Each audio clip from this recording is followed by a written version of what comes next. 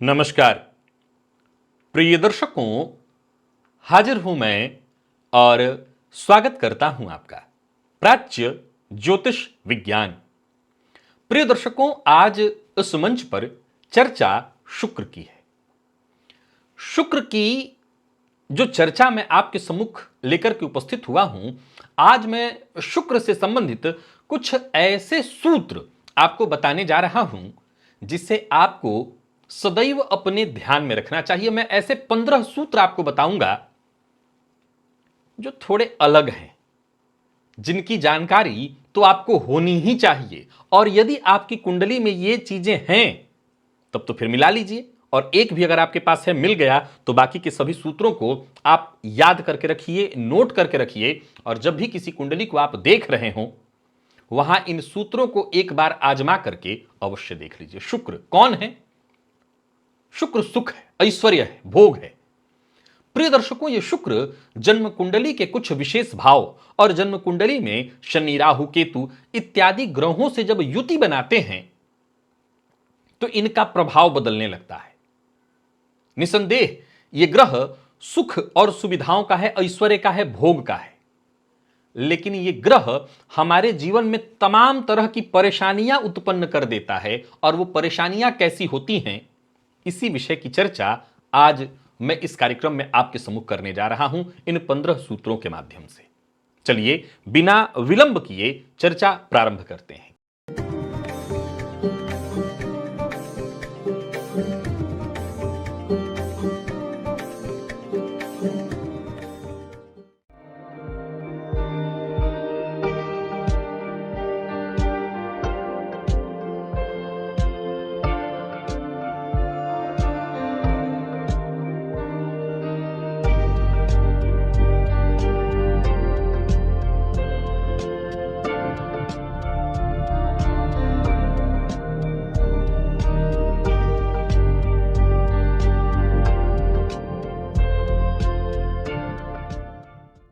खोलिए अपनी कुंडली और देखिए किस भाव में है आपकी जन्म कुंडली में शुक्र।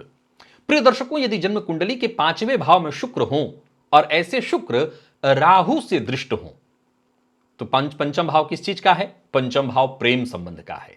ऐसा जातक, अच्छा ये बात जब प्रेम संबंध का है वहां तो ठीक है, विद्यार्थी है तो शिक्षा के क्षेत्र में, लेकिन शुक्र चूंकि मूलतः प्रेम संबंध, भोग, ऐश्वर्य के ही कारक हैं तो ज्यादा प्रभाव प्रेम संबंध में देखने को मिलेगा कि ऐसा जातक अपने प्रेम के मामले में सदैव भ्रम की स्थिति में रहेगा। अगर लड़कियों की कुंडली में है तब तो 100% देखने को मिलेगा। मैं ऐसा नहीं कह रहा हूं लड़के की भी कुंडली में ऐसा ही होगा। ऐसा जातक अनजाने में ही आकर्षण खूब महसूस करेगा किसी से, लेकिन यह समझने में उसको कठिनाई आएगी। आजमा लीजिए अगर आपकी कुंडली में है कि वास्तव में वो चाहता क्या है। क्या इस प्रेम संबंध को आगे बढ़ाना चाहता है? इस प्रेम संबंध को लेकर के गंभीर है? ऐसा जातक प्रायः ऐसे रिश्ते बनाते हैं जो दीर्घकालिक नहीं वरन अल्पकालिक होते हैं। हां, यह जरूर है कि ये रिश्ते जब टूटते हैं तो इसको सीख जरूर मिल जाती है, अच्छी सीख। प्रिय दर्शकों, जन्म कुंडली में शुक्र यदि कुंडली के 6वें या 8वें भाव में हो और ऐसे शुक्र चंद्रमा के साथ युति बना रहे हो तो जातक विलासिता और मानसिक अशांति, इन्हीं के बीच संघर्ष करता रहता है। विलासिता तो उसको मिलती है, परंतु साथ साथ उपहार में मानसिक अशांति भी मिल जाती है। अब उसको समझ नहीं आता कि मेरे पास सब कुछ है। प्राय आप कहते ऐसे लोगों को देखते होंगे कि मेरे पास सब कुछ है, परंतु अशांति भी बनी हुई है। अब उसमें वो सामंजस्य ही नहीं बैठा पाता कि मैं सुख भोग रहा हूं कि परेशान हूं। भौतिक वस्तुएं ये प्राप्त कर लेता है, उसको जो चाहिए उसको मिल जाता है, परंतु या तो उनसे वो संतुष्ट नहीं रहता या उन्हें अपने पास लगातार बनाए रखने में, यानी जो सुख उसको मिला है, जो उसको ऐश्वर्य प्राप्त हो, उसको लगातार अपने पास बनाए रखने में वो असफल होता है। प्रिय दर्शकों, यदि मीन राशि का शुक्र कुंडली के 12वें भाव में बैठा हो तो ऐसे जातकों के भीतर सुप्त कला अर्थात छिपी हुई प्रतिभा अवश्य होती है। और कमाल की बात है कि यह जातक अपने जीवन के अंतिम चरण में जाकर के अपनी रचनात्मक इस क्षमता को पहचान पाता है और उसका उपयोग कम ही कर पाता है। यदि शुक्र कुंडली के 7वें भाव में हो, आप जानते हैं 7वां भाव किस चीज का है? जन्म कुंडली में 7वां भाव अगर देखा जाए तो दांपत्य का है। अब ऐसे शुक्र पर शनि या राहु की दृष्टि हो तो आप सभी जानते हैं, अगर मेरे दर्शक हैं तो, कि सप्तम भाव में शुक्र हो और उन पर शनि या राहु की दृष्टि हो तो जातक का दांपत्य जीवन सुखद नहीं होगा। परंतु जो मैं बताने जा रहा हूं उसे नोट करिए, इस जातक के विवाह में बाहरी हस्तक्षेप बहुत ज्यादा होगा। वो बाहरी हस्तक्षेप हो सकता है लड़के के माता पिता के हों, लड़की के माता पिता हों, या कोई और तीसरा। ऐसा जातक रिश्ते में अपने किसी तीसरे की उपस्थिति के कारण ही पूरी लाइफ अपने दांपत्य को लेकर के जूझता रहता है। तीसरे की उपस्थिति उसके दांपत्य में चुनौती उत्पन्न करते रहती है। जन्म कुंडली में शुक्र यदि धन भाव में अर्थात कुंडली के दूसरे भाव में हो और ऐसे शुक्र राहु से दृष्ट हो या राहु से युक्त हो, विशेष रूप से राहु से युक्त हो, तो ऐसे जातक को जीवन काल में अचानक धन प्राप्त अवश्य होता है। यह अलग बात है कि जब उसको धन प्राप्त होता है तो उसके साथ साथ एक और उपहार उसको मिलता है, उस धन से जुड़ा कोई ना कोई विवाद।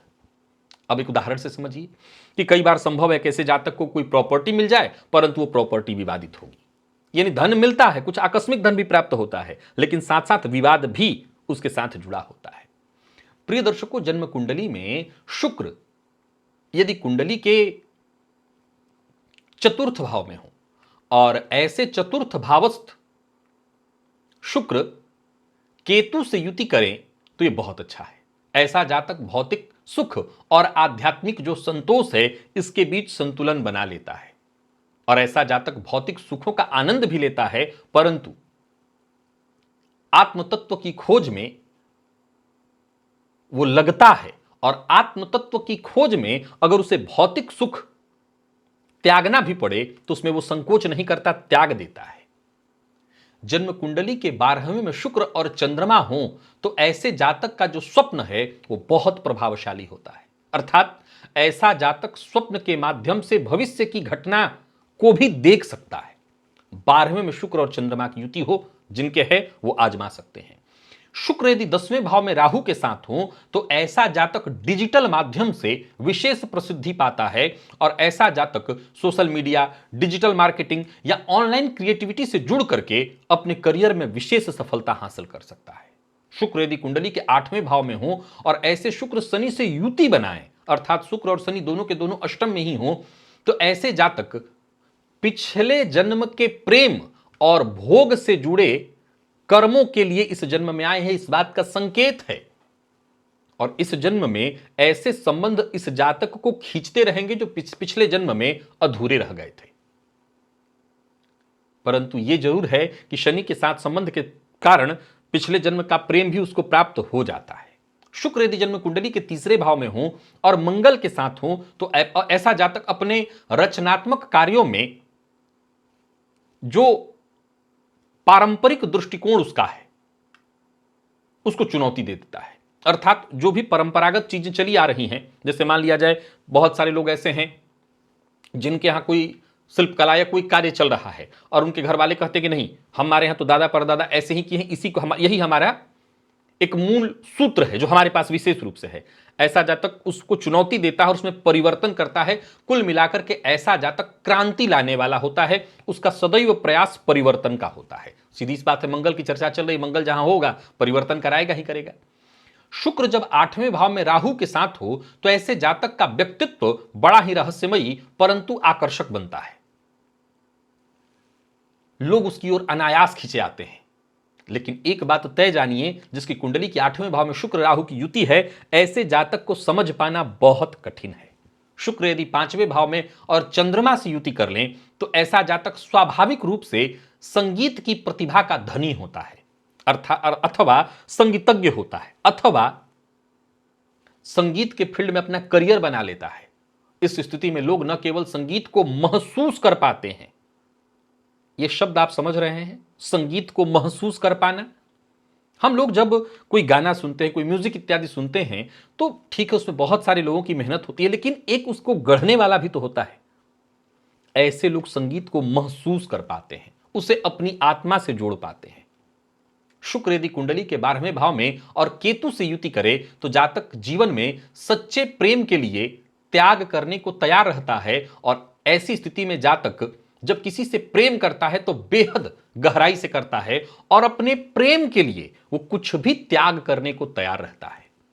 शुक्र यदि कुंडली में मीन राशि में हो और ऐसे मीन राशिगत शुक्र चंद्रमा या केतु से दृष्ट हों तो जातक इतनी गहरी कल्पना शक्ति वाला होता है, वो कला, फिल्म, लेखन इत्यादि के क्षेत्र में अद्वितीय क्रांति ला सकता है या कोई अद्वितीय निर्माण कर सकता है। शुक्र यदि कुंडली के 9वें भाव में हो और गुरु से दृष्ट हो तो जातक भौतिक जो सुख है उससे परे जाकर जीवन के उच्च उद्देश्यों को समझने का प्रयत्न करता है और यह स्थिति ही उसे विशेष उत्थान की ओर ले जाती है और फलतः ऐसा जातक समाज में मार्गदर्शक के रूप में जाना जाता है। ऐसा जातक लोगों को ज्ञान देता है, सिखाता है, समाज का सच्चा मार्गदर्शक, सच्चा गुरु बनता है यदि नवमस्त शुक्र पर गुरु की दृष्टि हो। मैंने 15 ऐसे सूत्र बताए, इनमें से एक भी आपकी कुंडली में है तो आप आजमा लीजिए, ऐसा ही होगा। ये 100% आजमाए सूत्र हैं। बाकी के 14 सूत्र तो आपको रट लेना चाहिए ताकि आप किसी और कुंडली पर देखें तो उस जातक को बता सकें और उसको चमत्कृत कर सकें। आज के लिए बस इतना ही। ये 15 सूत्र आप याद रखेंगे। पुनः मुलाकात होगी, तब तक के लिए नमस्कार।